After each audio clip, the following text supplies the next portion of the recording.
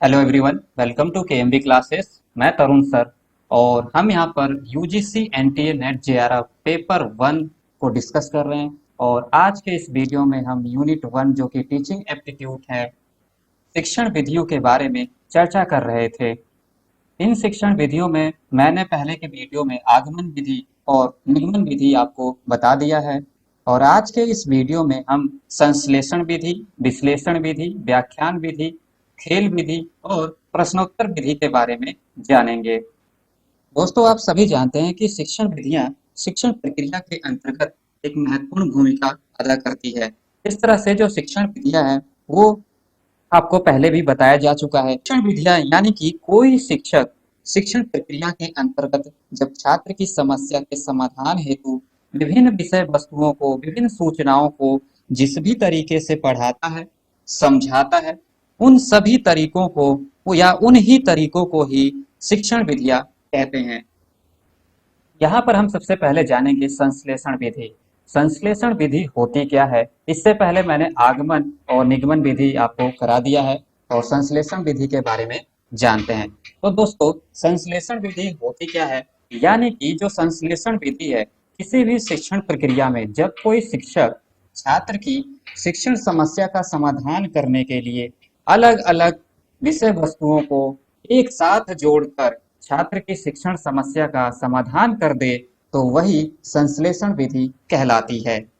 इस तरह से आपने देखा कि जो संश्लेषण विधि है वो क्या करती है, विभिन्न विषय वस्तुओं को जोड़ने का कार्य करती है। यानी कि कई जगह से मटेरियल होता है, सूचनाएं होती हैं, उन सूचनाओं को जोड़कर जब कोई शिक्षक किसी भी छात्र की शिक्षण समस्या का समाधान करे तो वह विधि कहलाती है संश्लेषण विधि।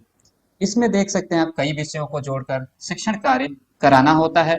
छोटी कक्षा के छात्रों और सरल विषयों के लिए संश्लेषण विधि को उपयोगी माना जाता है। इस तरह से इसमें जो शिक्षक होता है विभिन्न विषय वस्तुओं को, सूचनाओं को, पाठ्य सामग्रियों को इकट्ठा करता है, एकत्रित करता है और एकत्रित करने के बाद उसे बच्चों को समझाता है, पढ़ाता है। उदाहरण के लिए आप यहाँ पर देख सकते हैं, जैसे कि एक एग्जाम्पल है विद्यालय।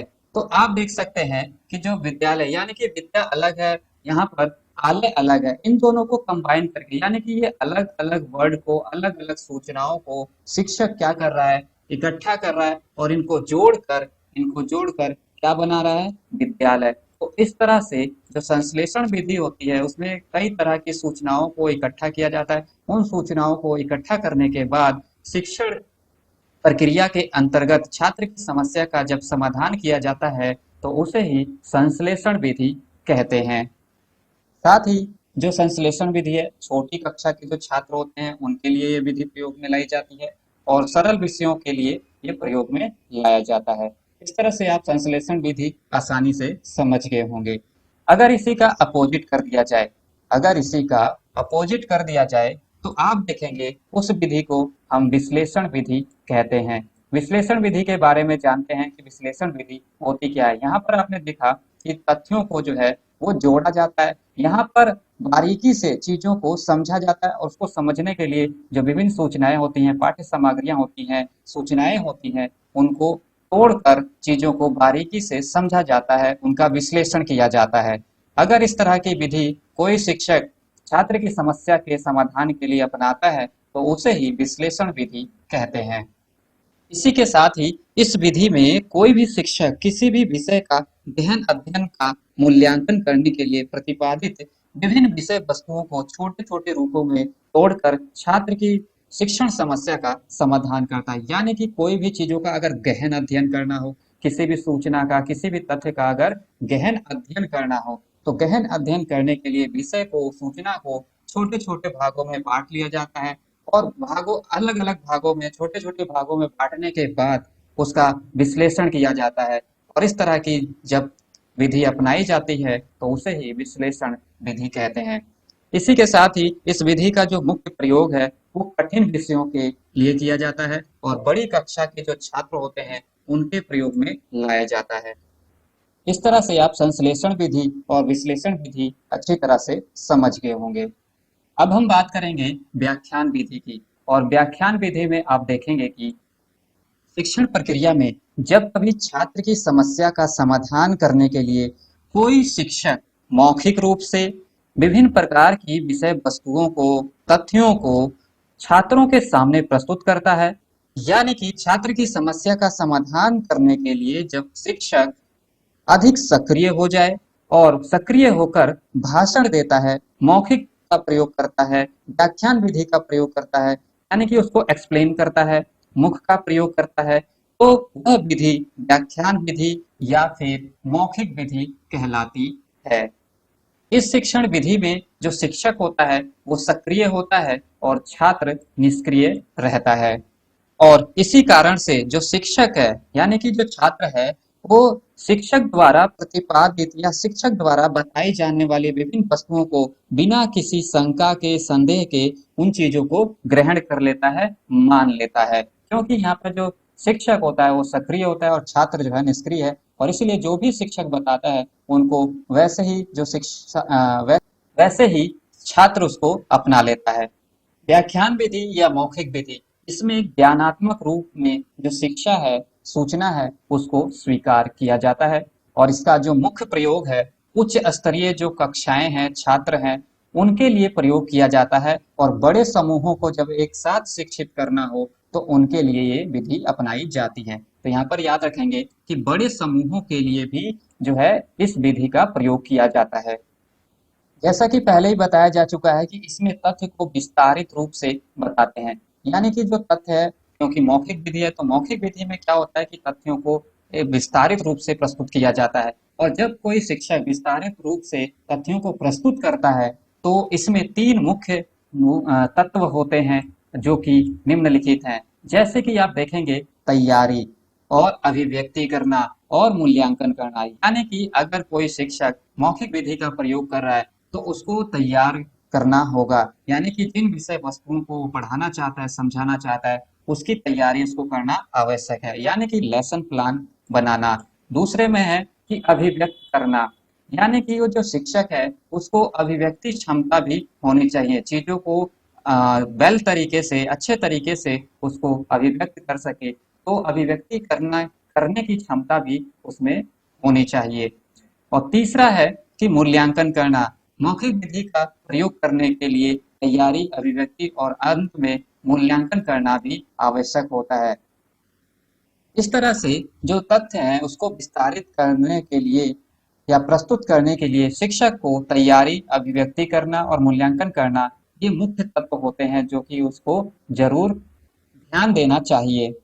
मौखिक विधि जो है वो शिक्षक के लिए एक सरल विधि मानी जाती है एवं आकर्षक विधि है, क्योंकि इससे क्या होता है कि जो शिक्षक होता है वो आसानी से चीजों को मौखिक विधि के द्वारा वो बताता रहता है, समझाता रहता है, जिसमें अन्य किसी विधि का प्रयोग जैसे नहीं किया जाता है।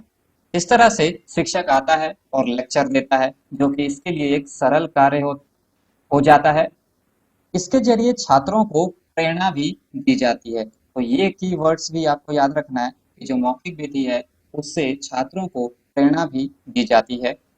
मौखिक विधि के अपने फायदे होने के साथ साथ इसमें कुछ खामियां भी हैं, और खामियां क्या है कि जो शिक्षक है यानी कि शिक्षक के एक पक्षीय व्यवहार के कारण शिक्षण विधि कभी कभी नीरस हो जाती है, क्योंकि यहाँ पर एक पक्षीय व्यवहार होता है, और इसीलिए एक पक्षीय व्यवहार होने के कारण जो शिक्षण प्रक्रिया है वो नीरस हो जाती है। क्योंकि यहाँ पर आप देखेंगे एक पक्षीय व्यवहार यानी कि ये बड़े समूहों को शिक्षण दिया जाता है, मौखिक विधि का प्रयोग किया जाता है, तो बड़े समूहों में जो कन्वर्सेशन है, संवाद है स्टूडेंट और टीचर के बीच में, वो नहीं हो पाता, और इसी के कारण इस शिक्षण विधि को नीरस विधि भी माना जाता है।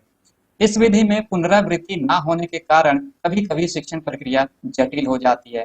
तो एक ये भी खामी है कि इसमें पुनरावृत्ति ना होने के कारण भी जो शिक्षण प्रक्रिया है वो जटिल हो जाती है।